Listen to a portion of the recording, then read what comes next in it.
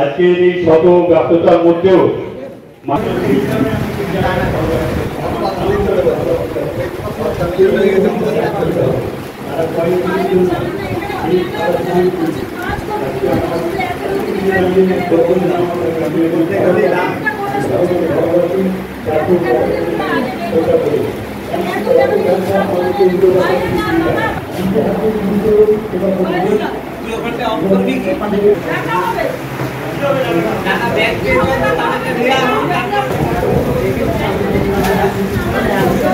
সুজন সুমন বিশ্বাস এসেছেন। অনেকে উৎকণ্ঠা ছিল যে আজকে ব্যস্ততার দিনে আসতে পারবে কিনা।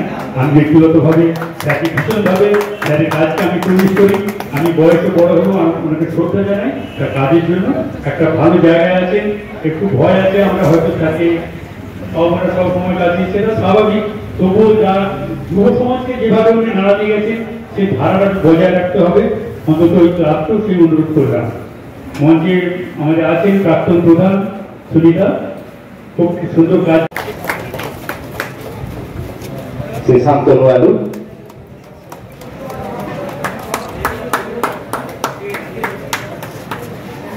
ঘাটাল মহকুমা এই ক্ষেত্রে আমরা হয়তো তুলনা সবসময় চলবে।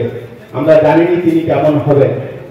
সামাজিক ক্ষেত্রে সুমন বিশ্বাস বাবু যে সূচনা করে দিয়ে গেলেন, আমরা করোনা কালে দেখেছি মুখে একটা মাস্ক বেঁধে তিনি যেভাবে মানুষের পাশে গিয়ে দাঁড়িয়েছেন, আমরা ভুলব না।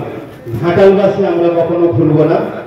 রাজনগর ঘাটালের একটি অত্যন্ত প্রত্যন্ত গ্রাম।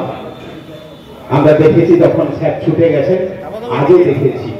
এবং সর্বোপরি স্যারের এই অনন্য প্রয়াস, এই বর্ণ পরিচয় মুক্ত মঞ্চের স্থাপন এবং সেখানে এই যোগা শিবির, সেখানে ক্যানাডা প্রশিক্ষণ, সেখানে বই মেলা, বিভিন্ন অনুষ্ঠান করে স্যার একেবারে আমাদের সকলের বাড়ির লোক হয়েছে। আমরা শুনবো সেই স্যারের কাছ থেকে বেশ কিছু কথা।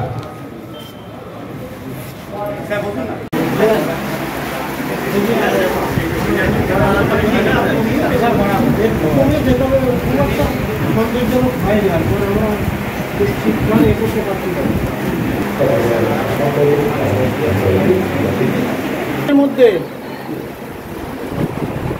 হ্যাঁ